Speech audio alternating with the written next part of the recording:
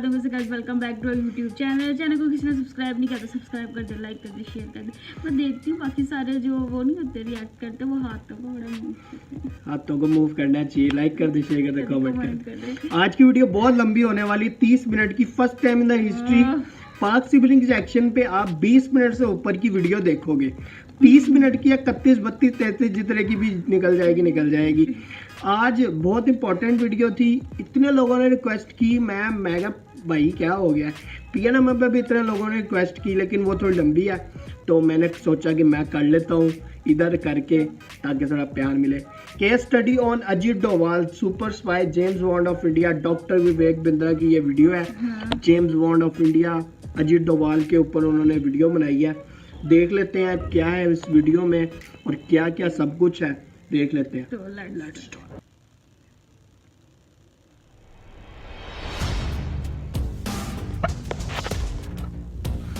हथियारों से लड़ी जाने वाली लड़ाई बार बार लड़नी पड़ती है, पर बुद्धि हमेशा बल पर भारी पड़ती है। ऐसे बुद्धि के राजा 21वीं सदी के चाणक्य, हमारे देश के जेम्स बॉन्ड अब काल्पनिक चरित्र नहीं रह गया। असली के जेम्स बॉन्ड अजीत डोभाल प्रधानमंत्री के बाद कहा जाता है कि दूसरे सबसे शक्तिशाली व्यक्ति हैं। सीधा कैबिनेट मिनिस्टर का दर्जा, पर PMO को सीधा रिपोर्टिंग, बीच में कोई नहीं। कीर्ति चक्र, प्रेसिडेंट पुलिस मेडल। अगर पाकिस्तान इनके नाम से डरता है, क्यों डरता है, क्यों घबराता है, क्यों पाकिस्तान के विदेश मंत्री, रक्षा मंत्री सब इसी की बात करते हैं। ये अजीत डोभाल की स्ट्रैटेजी, ये अजीत डोभाल नहीं होता तो क्या होता, अजीत डोभाल के कारण हो गया ये। डोभाल कौन है अजीत डोभाल, बात करूंगा। आजकल तो फॉर्म में चल रहा हूं, मजा आ रहा है। 2050 मैकडोनल्ड, गांधी, बंगाल, बिलियनियर्स के ऊपर वीडियो बनाया, और जो पब्लिक स्पीकिंग के 2 वीडियोस बनाए वो नहीं देखे तो जरूर देख लीजिएगा। नमस्कार, मैं Vivek Bindra, founder and CEO बड़ाबिजनेस.com। नीचे एक तो अजीत डोभाल के बारे में आज बात करेंगे खूब कमेंट बॉक्स में। क्या कौन सी स्टोरी उनकी कहानी पसंद आई, कई कहानियां बताने वाला हूं। एक ऐसे जासूस, एक कठोर जिंदगी जीने वाले वो जासूस जिन्होंने पुलिस की जिंदगी, IPS ऑफिसर की, उसकी मलाई खा सकते थे, मलाई मार सकते थे, पर वो कठोर जिंदगी जी। वैसे आने वाले समय में और कौन से वीडियो बनाऊं? टेक्सटाइल इंडस्ट्री, तेंदुलकर का जन्मदिन, फर्नीचर इंडस्ट्री, वेनेजुएला कैसे डूब गया, वेनेजुएला ये देश कैसे खत्म हुआ, बिल गेट, सुंदर पिचाई। चलो शुरुआत से शुरू करते हैं। बात अजीत डोभाल की करते हैं। जिस प्रकार कोरोना से बचने के लिए इम्यूनिटी का होना जरूरी है, उसी प्रकार इंटरनल सिक्योरिटी के लिए अजीत डोभाल बहुत जरूरी है। उत्तराखंड के रहने वाले पौड़ी गढ़वाल के 1945 में आजादी से पहले जन्म हुआ, आजादी से पहले, अभी तक पूरी तरह fresh and active. Indian army officer थे इनके पिता, और अजमेर मिलिट्री स्कूल में इन्होंने पढ़ाई करी। इंडियन पुलिस सर्विस 1968 में इन्होंने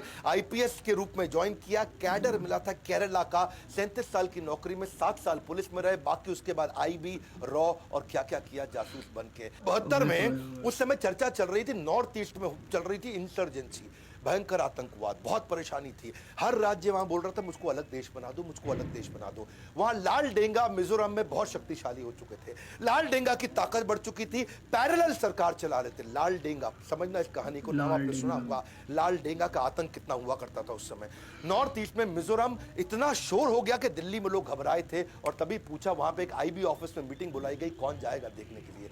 सब चुपचाप इधर उधर देख रहे थे, और वहीं अजीत डोभाल अभी शादी करके लौटे थे, हनीमून पे जाने वाले थे, और वो बोले ठीक है मैं जाऊंगा मिजोरम, और मैं मिजोरम में समय लगाऊंगा। ये लाल डेंगा के साथ उन्होंने वहां पहले अंदर घुस गए, अंदर जाके देखा तकलीफें क्या है, इनकी समस्या क्या है, इनकी गोल प्रॉब्लम क्या है। घुस करके तब समझ आया लाल डेंगा के साथ 7 बड़े कमांडर्स थे उसके 7 जबरदस्त कमांडर थे जो सारा गेम चला रहे थे।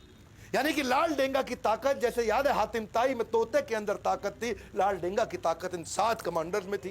ये 7 कमांडर से नीचे नीचे जाके दोस्ती करते थे। इनकी खास बात यही कि दुश्मन के अंदर खेमे में जाके कुछ लोगों को दोस्त बनाए आते थे। अच्छा, दोस्ती इतनी कर ली कि रोज शाम को उनके एक कमांडर को घर बुलाते, और बढ़िया साथ में बैठ के दारू भी पीते, खूब ड्रिंक करते, उनके साथ बढ़िया नॉनवेज उनकी वाइफ खुद बना के खिलाती, और इतनी दोस्ती कर ली और उनको समझाना शुरू कर दिया। सारी इंफॉर्मेशन ले ली, क्या है ये माल्फ। मिजोरम आर्मी लेफ्ट फ्रंट पर कौन है अजीत डोभाल, जो हर बाल की निकाल दे खाल, वो है अजीत डोभाल। अंदर चले गए कि जा करके उनसे समझाना शुरू किया, एक एक करके दोस्ती करी। बोला ऐसा है ना, मैं तुम्हारे को सारी ताकत दिलाता हूँ, भारत सरकार मेरी चलती है, तुमको स्पेशल कैटेगरी राज्य बना दूंगा। ऐसा कुछ करते हैं कि तुम्हारा यहाँ पे इलेक्शन करके तुम्ही को यहाँ मंत्री बना देते हैं, तुम्हारे ऊपर जो क्रिमिनल चार्ज है उस सारे को हटवा देते हैं, और तुम्हारे को नेबरिंग कंट्री के साथ में तुम्हारे लीगल अग्रीमेंट्स बनवा देते हैं। तुम्हारे राज्य में कोई घुसेगा तो उसको पासपोर्ट इलेक्शन कार्ड टाइप चाहिए, यानी कि वो सब सिस्टम भी बनाए रखते हैं। उन्होंने उनको इतना विश्वास दिलाया कि तुम्हें जो चाहिए मैं सब दिलाऊंगा, और कोई धन की कमी है तो वो भी दिलाऊंगा, स्पेशल स्टेट होने पे जो पैसा नहीं चाहिए वो भी दिलाऊंगा। और एक एक करके इन्होंने 7 में से 5 आदमी अपने साथ, क्षमा चाहता हूँ 6 आदमी अपने साथ कर लिए। लाल डेंगा पड़ गया कमजोर, अब लाल डेंगा की चली नहीं, और वहां पॉलिटिकल पार्टी बनाने के लिए उन्होंने बोला लाल डेंगा तू आजा मेरे पास। बाद में लाल डेंगा को लेकर के आए, उसको अकेले में समझाया और देखा कि 6 आदमी उसके अगेंस्ट हो गए, और लाल डेंगा के साथ अब नेगोशिएशन किया। ये नेगोशिएशन करने से पहले सामने वाले की वीकनेस पकड़ते थे, इसीलिए मैंने बोला चाणक्य, क्योंकि ये फ्यूचर के कई महीनों को आज भाप की अपनी स्ट्रैटेजी बनाते थे। इतना कियोस क्रिएट कर देते हैं दुश्मनों के अंदर कि दुश्मन भी इधर उधर देखने लगते हैं, डोवाल का आदमी तो नहीं है, डोवाल का आदमी तो नहीं है। वहीं से उसके बाद सिक्किम भेजा गया इनको, बोला मिजोरम तूने इतना कंट्रोल किया, सिक्किम में हुआ क्या था, वहां के जो राजा थे ना, उसने एक अमेरिकी लड़की से शादी कर ली और वो CIA एजेंट थी, और वो जो अमेरिकी लड़की CIA एजेंट थी, सिक्किम के राजा ने शादी करके अब वो कंट्रोल करने लगी, वो सरकार चला रही। इधर भारत सरकार टेंशन में आ गई कि भैया CIA एजेंट मतलब अमेरिका आके कंट्रोल करेगा, और उसका चाइना से कहीं रिश्ता ना बनवा दे, और चाइना का कहीं कंट्रोल ना बढ़ जाए। अब वहां के राजा जो है सुने नहीं किसी की। अब ये सिक्किम अलग हो गया था भारत से, अभी तक भारत का पूरा हिस्सा बना नहीं। 47 में केवल अधूरे कुछ कॉन्ट्रैक्ट के साथ सिक्किम भारत से जुड़ रहा था, पर पूरी तरह भारत में मिला नहीं। तब ये वहां डोवाल गए, वहां जाके क्या देखा, उधर की local party Sikkim national Congress party, उनको पकड़ लिया इन्होंने। अच्छा। और वहां उनसे दोस्ती करी, उनके लीडर्स को अपने साथ रिश्ता उनका जोड़ा, और पूरे सिक्किम के अंदर बोला कि तुम्हारे राजा तो तुम्हारे को कुछ मदद नहीं कर रहा है, तुम्हारा राजा तुमसे टैक्स वसूलता है, तुम्हारा सपोर्ट नहीं करता। और वहां राजा के खिलाफ हवा बढ़ानी शुरू कर दी, और इस पार्टी को मजबूती देनी शुरू कर दी। बाद में रेफरेंडम भी पास करा दिया, वहां सब लोगों ने भारत के फेवर में वोट भी कर दिया। अच्छा, वहां राजा और इनका प्रधानमंत्री जब ये बना, वहां का सिक्किम नेशनल कांग्रेस पार्टी इनका आपस में झगड़ा करा दिया। मैं बता रहा हूं आपको, बुद्धि बल पे भारी पड़ती है, हथियारों की लड़ाई जिंदगी भर लड़नी पड़ती है। और ये क्या किया, इनका आपस में झगड़ा, अब प्रधानमंत्री और राजा आपस में झगड़ा करें। राजा ने अब अटैक करने की कोशिश करी, प्रधानमंत्री ने यहाँ पे हमारे देश के प्रधानमंत्री को बोल दिया, तब सिक्किम का प्रधानमंत्री माना जाता था, तो हमारे देश के प्रधानमंत्री को बोला भैया मेरी मदद करो। और देश के हमारे प्रधानमंत्री उस समय तुरंत डोवाल के कहने पे सेना भेज दी, और राजा के पूरे महल को कब्जा कर लिया, राजा को कंट्रोल में कर लिया। राजा आए कंट्रोल में, गेम हो गया पूरा चेंज, और सिक्किम को पूरे होशो हवास में राजा के वापस देश में मिला लिया। जोश में गोली चलती है और होश में बोली चलती है, ये बोली से काम कर जाते हैं, इनको गोली नहीं चलानी पड़ती है। और वही कारण है आज सिक्किम हमारे देश का हिस्सा क्यों। अजीत डोवाल कहानी सुनते हैं पाकिस्तान की।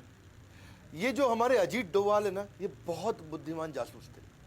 इसकी कहानी को जरा समझते हैं, पहले बैकग्राउंड देखते हैं। इंडिया में पोखरण का टेस्ट कर दिया इंदिरा गांधी ने, जैसे बाद में आगे हमारे प्रधानमंत्री वाजपेयी ने किया था। न्यूक्लियर का टेस्ट अपना हो गया, यहाँ पे सफल हुआ। पाकिस्तान को लगनी थी मिर्ची, उनको तकलीफ होनी थी, उन्होंने अपनी तैयारी करनी थी। तो वहां जो डॉक्टर AQ खान उनके साइंटिस्ट थे, उन्होंने चाइना और फ्रांस से मदद ली कि हम भी अपना न्यूक्लियर टेस्ट करेंगे, हम भी अपने न्यूक्लियर वेपन बनाएंगे।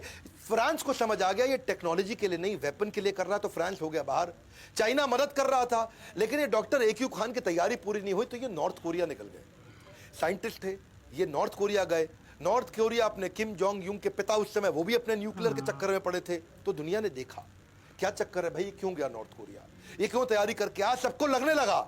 इधर जो है मैडम इंदिरा गांधी ने और रॉ और IB का गठन कर दिया और अपनी बढ़िया टीम बना दी कि मैं यहां से लोगों को भेजती हूं चाइना और पाकिस्तान, मेरे अपने स्पाई और मेरा अपना नेटवर्क होना चाहिए जो राइट खबर दे सके। इधर से अजीत डोवाल को सिलेक्ट किया गया कि अजीत डोवाल एक काम करो, अब तुम मेरे को डायरेक्ट रिपोर्ट कर रहे हो, मैं हूं प्रधानमंत्री और तुमको जाना है, इस समय तुम IB को यहां से लीड करोगे, नेटवर्क बनाओ पाकिस्तान में। काहोटा नाम की जगह थी, रावलपिंडी के पास में, जहां पे इनका एक खान रिसर्च सेंटर था, जहां पे इसकी तैयारी चल रही थी। इसकी खबर तो लगी, लेकिन ढूंढना मुश्किल हो रहा था। अब ये अंडर कवर एजेंट वहां पहुंच गए पाकिस्तान के अंदर, वहां ढूंढने का खूब प्रयास किया, कुछ मिले नहीं वहां पे। ये काहोटा में भिखारी बन के घूम रहे थे और अपनी पूरी तैयारी कर रहे थे। इधर इंडिया के अंदर उथल पुथल हुई, इंदिरा गांधी इलेक्शन लूज कर गई क्योंकि अपना इमरजेंसी हुआ था। और यहाँ कौन आ गए, मोरारजी देसाई आ गए। अच्छा, इन्होंने क्या किया, खान रिसर्च सेंटर के बाहर जो साइंटिस्ट आते थे उनको ट्रैक करना शुरू किया। ये साइंटिस्ट आ रहा है, जा रहा है, आ रहा है, जा रहा है, मिल नहीं पा रहे, पकड़ नहीं पा रहे, समझ नहीं आ रहा क्या ब्रेन है। तो इनकी जो अपनी पढ़ाई थी, इनको पढ़ाई से समझ में आया कि अगर कोई न्यूक्लियर वेपन पे काम कर रहा है तो उसका जो रेडिएशन है ये उसके शरीर में आ सकता है, उसके शरीर के स्किन का टुकड़ा मिल जाए, बाल का टुकड़ा मिल जाए। तो उन्होंने एक ऐसा नाई ढूंढ लिया, वहाँ ऐसी बार्बर शॉप ढूंढी जहाँ पे साइंटिस्ट जाया करते थे। तो वहां जाकर के भिखारी बन के वहां बाहर बैठ गए और वहां बालों के सैंपल उन साइंटिस्ट लोगों के कलेक्ट करने शुरू कर दिए। बहुत बुद्धिमान थे, बहुत बुद्धिमान, लंबी तैयारी करते थे। यार अगर ये न्यूक्लियर वेपन पे काम कर रहे हैं तो बालों में रेडिएशन आ जाएगा। इन्होंने धीरे धीरे सैंपल कलेक्ट किए और किसी तरह अपने नेटवर्क के थ्रू उसको इंडिया में भेजा और इंडिया में जब बालों को चेक किया गया तो बहुत भारी मात्रा में रेडिएशन भी मिल गया। अब समझ आ गया कि यहीं पे पाकिस्तान काम कर रहा है, यहीं तैयारी हो रही है। तो इन्होंने जो है सोचा कि अब क्या किया जाए, इसको कैसे तबाह करें, इसे कैसे खत्म करें। ये सोचा कि भाई अब दोबारा झगड़ा किया इनके साथ में तो अमेरिका पाकिस्तान की मदद कर देगा। तो अगर मैं इस समय अपने प्रधानमंत्री को समझाऊं उनको अटैक करें, हमारे प्रधानमंत्री मानेंगे नहीं। तो उन्होंने एक इंटेलिजेंट तरीका निकाला। इन्होंने सोचा कि मोसाद को पकड़ता हूं। तो इजराइल की जो अपनी इंटेलिजेंस एजेंसी मोसाद को उन्होंने बोला, देखो भाई मेरी बात समझो आप, ये जैसे तुमने इराक को तबाह किया, ये मुसलमान देश है, अगर इसने बना लिया न्यूक्लियर वेपन सबसे पहले तुम उड़ जाओगे, तुम खत्म हो जाओगे। इसलिए एक काम करते हैं, मैं तुमको सब बताऊंगा कहां पे करना, तुम आके इसको उड़ा दो। तो अजीत डोवाल इंटेलिजेंट थे, बोले इंडिया को लड़ना भी नहीं पड़ेगा और मैं इजराइल और पाकिस्तान का आपस में झगड़ा करा दूंगा, मेरा काम भी बन जाएगा और यहाँ कोई न्यूक्लियर टेस्ट होगा भी नहीं। अच्छा तो और मोसाद मान भी गए। ये इतना बढ़िया कन्विंस करते थे, पता नहीं बुद्ध आदित्य योग है इनके पास, कौन सा योग है, ऐसे एस्ट्रोलॉजिकल योग है, ये जिसके पास जाए उसको कन्विंस कराया और कन्विंस कर दिया। इजराइल तैयार हो गया। इजराइल ने बोला एक काम करो भैया, हम कहीं इराक के ऊपर से उड़ा करके, ये जो मिडिल ईस्ट कंट्री है यहां से तुम जहाज ला नहीं सकते, पूरी तरफ दूसरी तरफ से घुमा के लाना पड़ेगा। रीफ्यूलिंग के लिए तुम हमारी मदद करो, गुजरात में रीफ्यूलिंग कर लेंगे, अपना बेस दे देना, वहां से जाएंगे, इनको उड़ा देंगे पाकिस्तान में, पूरा खत्म कर देंगे इनका खान रिसर्च सेंटर, कुछ नहीं होगा न्यूक्लियर टेस्ट। तो ये बोले ठीक है। अब ये रिपोर्ट करते रहे पीएमओ को, ये पीएमओ के पास गए, उनसे बात किया, भैया मैंने इतना जुगाड़ कर दिया, आपको नहीं लड़ना पड़ेगा, मैं इजराइल को लड़वा के काम करा दूंगा। पीएमओ ने बोला अब जो थे ये गांधी विचारधारा के थे, हाँ यहाँ गड़बड़ हो गया। यहाँ मोरारजी देसाई ने सोचा कि ये तो इंदिरा गांधी का प्लान था भैया, ऐसा ना हो इंदिरा गांधी की वाह वाह हो जाए। उन्होंने साफ बोल दिया कि भाई वो कर रहा है टेस्ट, उसको करने दो, हम तो गांधी विचारधारा के हैं, हम तो लड़ते नहीं किसी से, वो उनके देश का आंतरिक मामला है, मुझको नहीं लड़ना भैया, हम नहीं इजराइल को बुलाएंगे यहाँ पे, हमारी धरती को क्यों खून से रंगा जाए, हमारी धरती को क्यों गंदा किया जाए। उन्होंने साफ मना कर दिया। अब वहां मना कर दिया तो ये बड़े परेशान हो गए, क्या करें, इतना मुश्किल से बाल वाल निकाल के सब जुगाड़ करके इजराइल को समझा के कराया, लेकिन ये हार कहाँ मानने वाले थे। कल की सुरक्षा के लिए सबसे अच्छी तैयारी रहे, विनम्रता से ही सही मगर कोशिश जारी रहे। इन्होंने कोशिश करते रहे। इन्होंने देखा एक साइंटिस्ट को पकड़ लिया, उसका एक्स्ट्रा मैरिटल अफेयर निकाल दिया और वहाँ लड़की को भी पकड़ा, इनको भी पकड़ा और साइंटिस्ट को जाके बोला इधर आ, मैं तेरी सारी खबर लीक कर दूंगा और तुझको बर्बाद कर दूंगा, मैं मेरी बात सुन, मैं इसको ब्लूप्रिंट दे दे अंदर का, बस इतना कर दे। वो साइंटिस्ट घबरा गया, वो बोला ठीक है पूरा ब्लूप्रिंट सब कुछ दे दूंगा पर $10,000 दे दे मुझे ताकि मैं यहाँ से बाहर निकल जाऊँ। अच्छा मेरी जिंदगी पूरा सेट कर लो ना, मैं यहाँ से निकल जाता तो पूरा ब्लूप्रिंट दे दूंगा, तो इंडिया को दे दियो। इसने कहा ठीक है, $10,000 तो कुछ नहीं है। इन्होंने अपना फिर फोन लगाया वहाँ पीएमओ को, हाँ जी $10,000 दे दो, काम हो गया हमारा, कैश में जाएगा पैसा। हाँ तो वैसा ही जुगाड़ चाहिए इनको। तो वहाँ पे मोरारजी देसाई ने फिर मना कर दिया। चलो मोरारजी देसाई बोले ऐसे थोड़ी होता है, हमारे पास तो बजट भी नहीं है जी, हमारे पास पैसा भी नहीं है और हम क्यों ये सब काम करें। मतलब जो पीएम ने उनका साथ नहीं दिया, हम अपनी धरती पे कर रहे हैं, वो उनका आंतरिक मामला है। मोरारजी देसाई ने फिर से मना कर दिया। अब यहाँ पर परेशान हो गए। अच्छा इधर हमारे रॉ के चीफ अरविंद का वो परेशान हो गए, वो बोले मोरारजी देसाई ये क्या तरीका हुआ, हम लोगों ने अपने स्पाई नेटवर्क को जान खतरे में डाल के इंफॉर्मेशन ला रहे हैं। सोचो सर आपको ब्लूप्रिंट मिल गया तो आप क्या क्या कर सकते हो, आपको सब पता चल जाएगा उनके बारे में। इन्होंने मना किया, उसने रिजाइन कर दिया। अच्छा अरविंद काउ ने यहाँ रिजाइन किया लेकिन वो वहाँ हार नहीं माने। अजीत डोवाल फिर भी वहाँ लगे रहे। अजीत डोवाल ने वहाँ और तैयारियां करी कि मैं कैसे इसको नेस्ते नाबूद करूं, कैसे इसको खत्म करूं कैसे। पर इतने में क्या हुआ, इनके जो यहाँ पे नए राष्ट्रपति यानी कि अभी आर्मी के थे, वो आकर के डिक्टेटर जियाउल हक, उन्होंने कंट्री को पाकिस्तान को अपने कंट्रोल में ले लिया। लेकिन वो चाहते थे आजू बाजू के देशों से रिश्ता ठीक बना रहे, थोड़े धार्मिक थे, सबसे प्रेम से बात किया करते थे। कभी श्रीलंका के प्राइम मिनिस्टर को फोन करें, कभी बांग्लादेश में करें, कभी फोन करें नेपाल में, तो इंडिया में फोन लगाए कभी कभी। अच्छा यहाँ पे जब मोरारजी देसाई से बात किया, मोरारजी देसाई अपने शाम को अपनी अलग आनंद में जीवन जी रहे थे और वहाँ मोरारजी देसाई फ़ोन पे बात करते वक्त उन्होंने इनको बोल दिया, तुम क्या समझ रहे हो जियाउल हक, हमने कच्ची गोलियां नहीं खेली, हमें सब पता है तुम कहोटा में क्या कर रहे हो। और वहाँ जियाउल हक परेशान, वो कहा ये क्या हो गया, इसको कैसे पता, तुम क्या न्यूक्लियर वेपन बना रहे हो, तुम्हारे कितने साइंटिस्ट हैं, वहाँ क्या क्या तैयारी करी, तुम्हारे खान रिसर्च सेंटर में क्या हो रहा है, हम कच्ची गोलियां नहीं खेले जियाउल हक। हमारा भी नेटवर्क है तुम्हारे मुझे यहाँ पे। लगता है हाँ? यहाँ पे जरा एक कंट्रोल काम में रहो, था, जियाउल हक। यहाँ पे वो हो गए जियाउल होंगे हक परेशान। ये चुप करना। हमारे देश के या दुनिया के किसी भी देश के प्रधानमंत्री के द्वारा की गई लगभग सबसे बड़ी गलती थी। हाँ देखा। और यहाँ जियाउल हक ने क्या किया, ये बहुत गुस्से में आ गए, वापस आए। सोचो इतना कॉन्फिडेंशियल प्रोग्राम किसी को नहीं पता दुनिया में हम कर रहे हैं, और यहाँ इनके प्रधानमंत्री को पता है। इन्होंने ढूंढ ढूंढ के हमारे नेटवर्क के आईबी के एजेंट्स, ढूंढ ढूंढ के हमारे रॉ के एजेंट्स को पकड़ पकड़ के निकाल निकाल के मारा, और कईयों को मारा, और सब बेचारे मार दिए गए। पूरा नेटवर्क वहाँ नेस्ते नाबूद हो गया, सब खत्म हो गया। और लेकिन अजीत डोभाल चुपचाप वहाँ से निकल के भाग आए, वो इंडिया आ गए। इतना तो तबाह इनको कर दिया था कि उन्होंने इनका न्यूक्लियर टेस्ट 15 साल डिले करा दिया। अमृतसर स्वर्ण मंदिर की कहानी है अगली, जिसमें रिक्शा वाला बन के इन्होंने आतंकवादियों को खत्म कराया। लेकिन उससे पहले समझो कि जासूस की जिंदगी होती कैसी है। ये एक्सट्रीम लोनलीनेस की जिंदगी है, ये अकेलेपन की है, हाई रिस्क की है। पत्नी को नहीं पता तू है कहाँ पे, किसी को नहीं पता, और अगर सब ठीक चल रहा हो ना, जीत रहे हो, तो कॉन्फिडेंस बना रहता है। लेकिन भाई साहब जब जब बिल्कुल पकड़े अकेले पड़ जाओ ना, सब वहाँ पे खराब हो रहा, और पता सारे लगता है। प्लान बर्बाद हो रहे हो, और आपको पता है किसी भी समय मारे जा सकते हो, उसके बावजूद इतना करेज रखना। ये थे अजीत डोभाल। अगली कहानी स्वर्ण मंदिर अमृतसर की। एक जासूस की सबसे बड़ी ताकत उसका आत्मविश्वास होता है, और वहाँ स्वर्ण मंदिर, वहाँ भिंडरे वाला, इन लोगों ने कब्जा कर रखा था पूरे स्वर्ण मंदिर को। 1984 में जब ऑपरेशन ब्लू स्टार हुआ था तो कई लोग मारे गए थे, पूरा स्वर्ण मंदिर भी टूट गया था, तो लोगों को बहुत बुरा लगा। स्वयं इंदिरा गांधी को भी बुरा लगा था, नहीं चाहते थे कि गुरुद्वारे का नुकसान हो, पर नुकसान बहुत हो चुका था। सिख लोग बहुत नाराज हो चुके थे। लेकिन इस दफा जो खालिस्तान की डिमांड के लिए कई आतंकवादियों ने स्वर्ण मंदिर को कब्जे में ले लिया, उसको छुड़वाना था। और कैसे किया जाए, केपीएस गिल उस समय इंस्पेक्टर जनरल हुआ करते थे, हेड ऑफ द पुलिस थे उस समय पूरे पंजाब के। ये वहां पहुंचे अजीत डोभाल। अजीत डोभाल बन गया वहां रिक्शा वाला, और रिक्शा वाला बन के आजू बाजू इधर उधर स्वर्ण मंदिर के आसपास घूमने लगे। अच्छा, ये वहां पंजाबी थे नहीं तो पकड़ में आ रहे थे। वहां पे जितने खालिस्तानी आतंकवादी, वो समझ रहे थे कि ये आदमी लोकल नहीं लग रहा है, लेकिन ये इतना एक्सपर्ट बन के वहां रिक्शे में घूम रहे थे, लेकिन शायद ये चाहते थे कि मैं उनकी नजर में आ जाऊं, और आ गए नजर में। और वहां जितने आतंकवादी, उनमें 4 लोग आए और उसको पकड़ लिया। ये इधर आ, कौन है तू, ए कित्थों आया है तू, तो सानू पंजाबी लगदा नहीं है, आजा आजा आजा। उनको ले गए साथ में, पंजाबी नहीं लग रहा, तू कौन है। अच्छा, अब ये पकड़े गए वहां, अब परेशान मैं करूं तो क्या करूं। तो इन्होंने उनको समझाया कि मैं आईएसआई का एजेंट हूं, अच्छा, और मैं तुम्हारे लिए आया हूं, मुझे पाकिस्तान से भेजा गया तुम्हारी मदद करने के लिए, खालिस्तान बनाने के लिए। वो माने नहीं, ए तू नौटंकी कर रहा है, हाँ झूठ बोल रहा है, ए मारो उसको, कौन है ये। लेकिन उनको उस समय तक इतनी उर्दू सीख चुके थे, इतनी मस्जिद में आना जाना इतना कर चुके थे, इतनी औलिया की मज़ार देख चुके थे, इतना रिश्ते में उनके साथ पाकिस्तान में घुस चुके थे कि इनके लिए आसान था। इन्होंने उनको कन्विंस कर दिया, और इतना कॉन्फिडेंस से कन्विंस किया कि वहाँ आतंकवादी कन्विंस हो गए, नहीं नहीं नहीं, ये तो आईएसआई ने भेजा है, और पैसे आएंगे, और आर्म्स आएंगे, एम्युनिशन आएंगे, फंड्स खुश हो आएंगे। गए वो। उनको डोभाल को अंदर ले आए।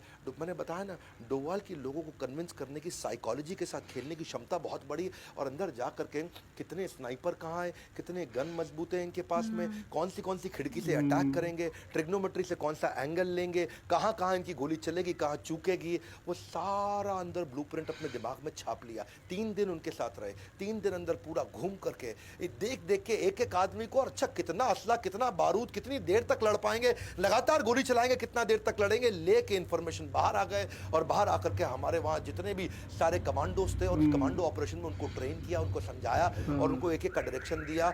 गए अंदर, सारे के सारे आतंकवादियों को खत्म किया। एक भी आदमी सेना का हमारा मारा नहीं गया, एक भी कैजुअलिटी नहीं हुई, कोई नहीं मरा। कंट्रोल करके पूरा ऑपरेशन जीत करके लेके आए। ये थे अजीत डोभाल, कभी बनते भिखारी, कभी बनते रिक्शा वाला। शुरुआत केरला में कंट्रोल किया, बाद में नॉर्थ ईस्ट कंट्रोल किया, पंजाब को कंट्रोल किया, पाकिस्तान से कंट्रोल लेकर के आए न्यूक्लियर वेपन को। अब बारी थी कश्मीर की। इलेक्शन वहां हो नहीं पा रहे थे, इंडिया बड़ा परेशान था, वहां मिलिटेंसी बढ़ती चली जा रही थी, तकलीफें बढ़ रही थी।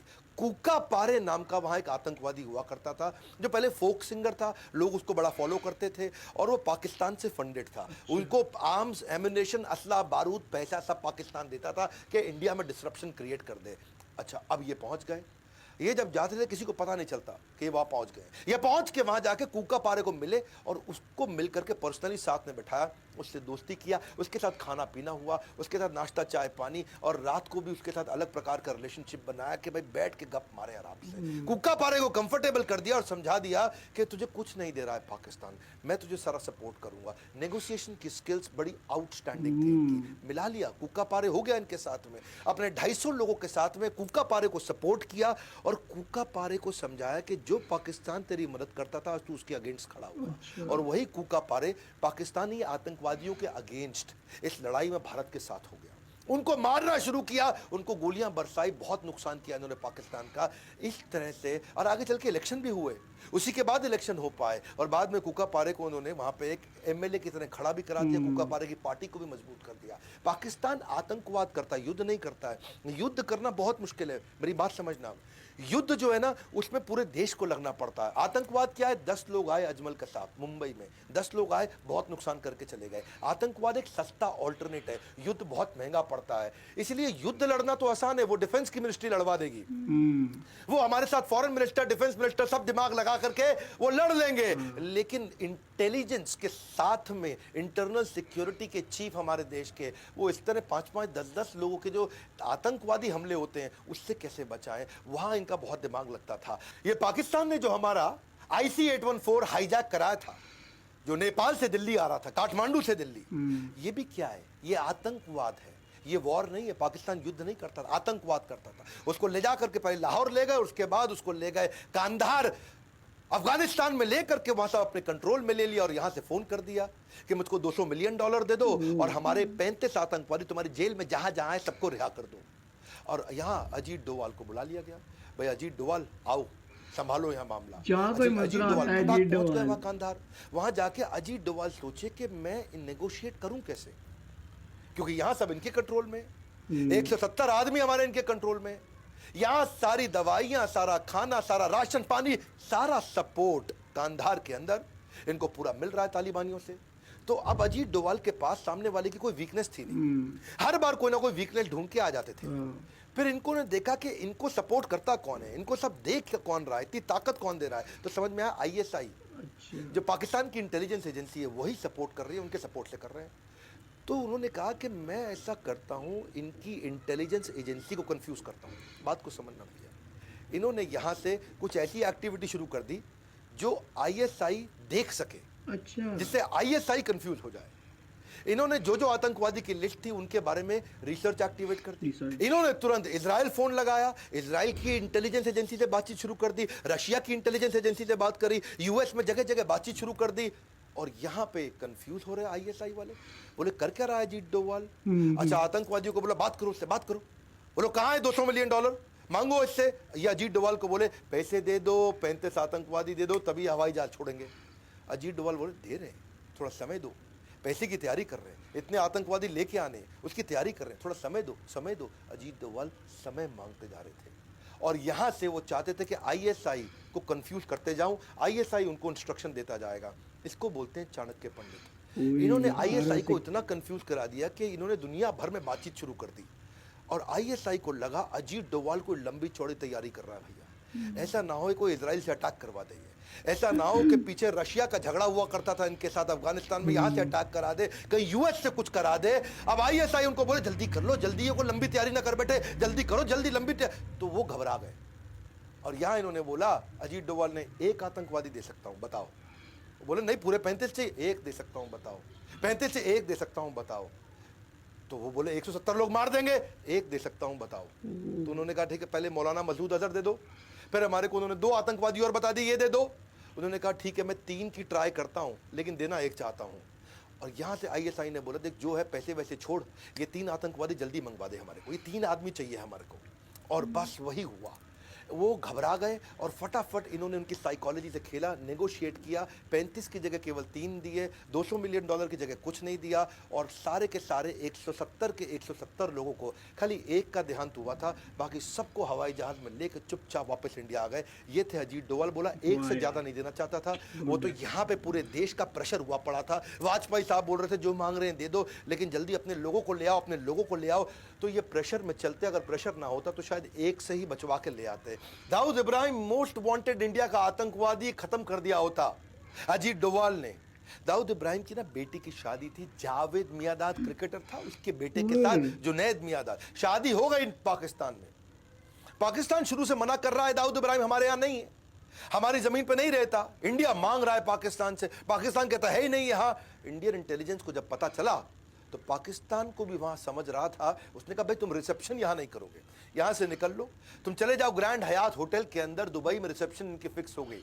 वलीमा बोलते हैं शायद इसको। और वो जब इनको पता चला अजीत डोवाल को, बोले सीधा मौका है, पहली बार इंडिया को पता है दाऊद इब्राहिम कितने बजे कहां कैसे किस गली में मिलेगा, गेम ओवर करेंगे।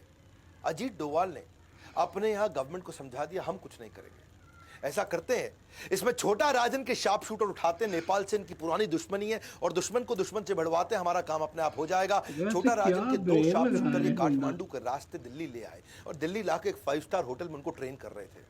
हाँ, क्योंकि इनका जो झगड़ा पुराना झगड़ा था, ये 90s का झगड़ा था, हिंदू डॉन मुस्लिम डॉन, और उस झगड़े को ये भुनाना चाहते थे। और अब इतनी बढ़िया ट्रेनिंग चल रही थी, लेकिन ऐसा मीडिया में सुनने में आता है कि आज भी मुंबई पुलिस में कुछ लोग हैं जिनको दाऊद से शायद तनख्वाह मिलती है। और वही खबर फैल गई, कमिश्नर ऑफ मुंबई पुलिस तुरंत दिल्ली पहुंच गया और जाकर के उन्होंने रोक दिया उनको, बोला अजीत डोवाल आप नहीं कुछ कर सकते इसमें, मेरे को ये दोनों आतंकवादी चाहिए, मैं इनको ढूंढ रहा था, ये नेपाल से दिल्ली आ गए, अब मैं इनको ले जा रहा हूं। अजीत डोवाल ने समझाया अरे हम बड़े मिशन पे लगे हैं भाई, ये दाऊद को रुक जाओ नहीं। अजीत डोवाल उस समय रिटायर हो चुके थे और कमिश्नर उस समय स्टैंडिंग कमिश्नर थे। और वो उस दोनों को लेकर के वो नेपाली आतंकवादियों को, या समझो छोटा राजन के दोनों शार्प शूटर्स को लेके, अगर वो मुंबई पुलिस इस समय हस्तक्षेप नहीं करती तो दाऊद आज इस दुनिया में नहीं होता। अजीत डोवाल इंटेलिजेंट ऐसे हैं, साहस ऐसा है कि बड़ों बड़ों को चकनाचूर कर दे। ISIS ने इराक को ऑक्यूपाई किया था, अगली कहानी सुनो। और उस समय आपको याद होगा कि तिरकित के अस्पताल में वहां हमारी कई नर्सेस थी और वो 46 इंडियन नर्सेस थी जिनको वहां कैप्चर कर लिया। ISIS उनको छोड़ना नहीं चाहता था, वो उनके कब्जे में आ चुका था। अजीत डोवाल चुपचाप, जिस दिन ये पता चला 2 दिन के अंदर इराक पहुंच गए। और इराक के अंदर किसी को नहीं मालूम, इंडिया में नहीं मालूम किसी को अजीत डोवाल इराक में नहीं मालूम अजीत डोवाल इराक में है। 48 घंटे लगे अजीत डोवाल को ISIS को समझाने में कि मेरे को सारी 46 नर्सेस चाहिए तुरंत। 48 घंटे के अंदर, दुनिया में आज तक किसी को नहीं मालूम अजीत डोवाल उनसे क्या बोल के आए। ISIS जो अमेरिका की नहीं सुनता, रशिया की नहीं सुनता, किसी की नहीं सुनता, वो अजीत डोवाल की सुन लिया। 48 घंटे के अंदर सारी 46 नर्सेस को एकदम सुरक्षित वापस इंडिया में ले आए। ऐसे आदमी, पुलवामा में अटैक हुआ, उससे पहले अटैक हुआ, यही तो मास्टरमाइंड है हमारे सर्जिकल स्ट्राइक के। इंडिया, ये तो आपको पता ना, चीप तरीके से पाकिस्तान अटैक करता है। वॉर तो करता नहीं सामने आकर के, आतंकवाद करता, आतंकवाद सस्ता पड़ता है उनको।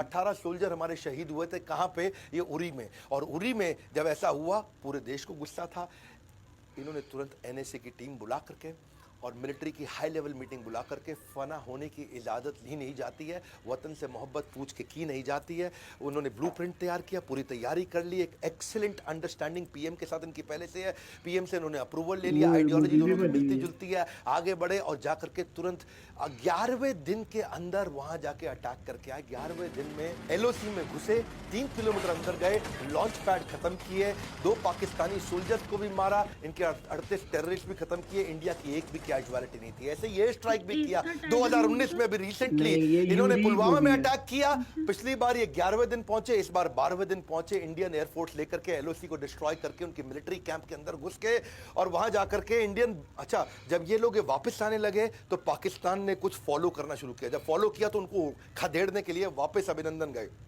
अभिनंदन वहीं रह गए। और जब अभिनंदन वहीं रह गए, ये इंडिया में बहुत खबर हो गई थी, दुनिया में खबर हो गई। डोवाल को टाइम नहीं लगा, 2 दिन लगे, केवल 2 दिन के अंदर US एम्बेसी के थ्रू और डायरेक्ट मैसेज इतना मजबूती से पहुंचा। इमरान खान दुनिया को बोले नहीं हम तो क्या है, विनम्रता के चलते वापस कर रहे हैं। हिंदुस्तान का पायलट हमने पकड़ा हुआ है, हम एज ए पीस जेस्टर हम उसको कल रिहा करने लगे हैं हिंदुस्तान को। पर 48 घंटे के अंदर बड़ा क्लियर मैसेज दे दिया, ज़्यादा इधर उधर किया, बलूचिस्तान तुम्हें दिखेगा नहीं, बहुत स्ट्रांग मैसेज दिया। 48 घंटे में अभिनंदन वापस। मुद्दा बड़ा सिंपल है, मुझे ना तन चाहिए ना धन चाहिए, बस अमन से भरा ये वतन चाहिए, और जब मरूं तो तिरंगा कफन चाहिए। ये तो सारी मलाई दुनिया की मार सकते थे, पर हमेशा इन्होंने वो काम किया जो सबसे ज़्यादा रिस्की था। कभी डरे नहीं, निडर है, किसी थ्रेट से घबराते नहीं, चेहरे पे इनके डर दिखता नहीं है, मेंटल पीस को मैनेज कर पाते हैं। इनके पास में सामने वाले की सारी फ्यूचर टैक्टिक्स क्या है उसको पकड़ सकते हैं। अग्रेशन, गुस्सा और शांति, ये दोनों को साथ में लेकर चलने वाले, साइकोलॉजी से खेलने वाले, देश को अपनी जान पर खेल कर आंतरिक बाहरी सुरक्षा देने वाले अजीत डोभाल को हम कुछ नहीं दे सकते, पर अगर कुछ दे सकते हैं तो उनको भारत रत्न दे सकते हैं। उनको आज तक पद्मश्री, पद्म भूषण, पद्म विभूषण क्यों नहीं मिला है? क्या लगता है, क्या ये भारत रत्न के असली हकदार नहीं, क्योंकि ऐसे रत्न बार बार जन्म नहीं लेते? मैं पिछली बार की तरह रतन टाटा कैंपेन में आपने मेरा साथ दिया था, भारत रत्न फॉर रतन टाटा, आज फिर कैंपेन ले रहा हूं मैं। 100 लोगों को मैंने अपने कोर्सेज फ्री दिए थे, लगभग 105 लोगों को। अगर आपके ट्वीट को इस समय रीट्वीट आते हैं, लाइक्स आते हैं, लोग फॉलो करते हैं, तो मैं आपको अपने कोर्सेज फ्री दूंगा अगर आप मेरे हैशटैग को ज्वाइन कर जाते हो। क्योंकि ये हमारे देश के ऐसे जासूस आज 76 साल की उम्र में अनस्टॉपेबल हैं। आज जीते जी उनको भारत रत्न मिलना चाहिए। Bharat Ratna for Ajit Doval, spelling check कर लीजिए, AJITDOVAL, Bharat Ratna for Ajit Doval, hashtag request by doctor Vivek Bindra. बस ये 2 हैशटैग कीजिए और मैं आपको फॉलो कर लूंगा। ट्विटर पे जाइए, इस वीडियो में इस हैशटैग के बारे में सबको रिक्वेस्ट करिए। अजीत डोभाल हमारे ऐसे रत्न बार बार जन्म नहीं लेते हैं, उनके जीते जी उनको भारत रत्न मिलना चाहिए। अगर आप मेरे साथ हैं तो इस 2 हैशटैग के साथ में इस कैंपेन को ताकत दीजिए। Bharat Ratna for Ajit Doval, request by doctor Vivek Bindra, ये 2 hashtag request by doctor Vivek Bindra से मैं आपको कैप्चर कर दूंगा। और अगर आपके ट्वीट को लोगों ने रीट्वीट किया, उसको लाइक किया, उसको फॉलो किया, उसको शेयर किया और 100 से ज्यादा का एंगेजमेंट आया, मैं आपको सिलेक्ट करूंगा और मैं आपको एवरीथिंग अबाउट एंटरप्रेन्योरशिप कोर्स, इतना तो मैं कर सकता हूं, यार ये गुड है, लोगों के लिए बेस्ट अपॉर्चुनिटी है। 100% डिस्काउंट, 100% फ्री ऑफ कॉस्ट, कोई कैशबैक, कोई लेफ्ट राइट नहीं, ये मेरा आपको गिफ्ट होगा। क्या आप और मैं इतना कर सकते हैं अपने देश के अजीत डोभाल जी, जिन्होंने, इससे क्या इंस्पिरेशन होगा, देश का कैरेक्टर बिल्ड होगा, जो देश के लिए काम कर रहा है। बाकी के लोग जो आज बड़े बड़े IAS IPS ऑफिसर्स हैं, उनके लिए भी इंस्पिरेशन होगा। अगर देश के लिए कुछ करोगे तो देश आपको रेसिप्रोकेट करता है। इस वीडियो को शेयर कर दो, अजीत डोभाल जी के इस वीडियो को शेयर करो। एक एक कहानी मैं आपको डिटेल में बताना चाहता था और बताऊंगा अगली दफा। लाइक करके उत्साह बढ़ाइए फ्री वीडियोस पे। यार वीडियो बड़ी जबरदस्त वीडियो थी यार, क्या क्या स्टोरीज हैं अजीत डोभाल की, और एक एक स्टोरी बड़ी जबरदस्त है, इंटरेस्टिंग थी, बड़ा इंटरेस्ट आ रहा था कि अब नेक्स्ट स्टोरी आएगी, नेक्स्ट स्टोरी ये होगी, नेक्स्ट स्टोरी होगी। और बाकी यार मैं हैरान हूँ कि उनको भारत रत्न नहीं मिला। इतना वो उन्होंने इतनी ज्यादा जो है वो इंडिया के जो ऑपरेशंस सक्सेसफुली किए हैं, गोल्डन टेम्पल वाला था, और उसके बाद पाकिस्तान में वो बाल लेके गए, वो अलग बात है। वो अलग बात है कि उन्होंने जो जो मिशन किया उसमें कुछ मिशंस में उनको गवर्नमेंट ने सपोर्ट नहीं किया। और एक तो उन्होंने वो जो प्राइम मिनिस्टर थे उन्होंने सपोर्ट नहीं किया पाकिस्तान में न्यूक्लियर वेपन के उसमें, और उसके बाद एक वो जो चीफ मिनिस्टर दाऊद इब्राहिम, वो उधर भी सपोर्ट नहीं किया। तो वो लेकिन उन्होंने जो है ना वो एक वे पॉइंट उन्होंने एंड तक हर चीज लेके गए हुए, तो बड़ा जबरदस्त है यार। जेम्स बॉन्ड ऑफ इंडिया, बड़ी बात है, ऐसे लोग अभी भी जिंदा है इंडिया में और वो परफॉर्मेंस अपनी दे रहे हैं बड़ी जबरदस्त किस्म की। तो मैं तो भाईजान फैन हो गया अजीत डोभाल का, जो उन्होंने कभी बैगर बड़ी जबरदस्त थी, और उनका वो ये सही कह नहीं रहे, लोगों को मना लेते थे। हाँ, ये बड़ी कन्विंसिंग पावर जो है ना उनकी बहुत स्ट्रॉन्ग थी कि वो कभी बैगर बने हुए हैं, कभी रिक्शे वाले बने हुए हैं, कभी कुछ बने हुए हैं। ये स्पाई की जिंदगी ऐसी होती है, अकेले रहते हैं। देखो उन्होंने वो जो वो गोल्डन टेम्पल उन्होंने उनको मना लिया कि मैं ऑफिसर हूं, तो वो अंदर गए सारे और सारा सीन सारा कुछ सेट किया। ऑपरेशन ब्लू स्टार जो था वो ऑपरेशन, वो और बड़ा मुश्किल होता है किसी को मनाना, ऐसे होता है बहुत ज्यादा मुश्किल होता है। हल्का सा शक हो जाए ना तो आप भी कंफ्यूज हो जाते हो कि यार ये क्या हो रहा है, और आप ना वो फिर गिव अप कर देते हो। लेकिन उन्होंने गिव अप नहीं किया, और हर चीज जो है ना मतलब कि जहाँ फंसते थे वहाँ पे वो ना न्यू चीज निकाल लेते थे और कमजोरी ढूंढते थे। यही जो है ना असल उसकी जो है ना निशानी होती है। तो फिर मिलते हैं नेक्स्ट वीडियो में, तब तक मैं ख्याल रखें, चैनल को सब्सक्राइब कर देना, लाइक कर देना। 1 2 3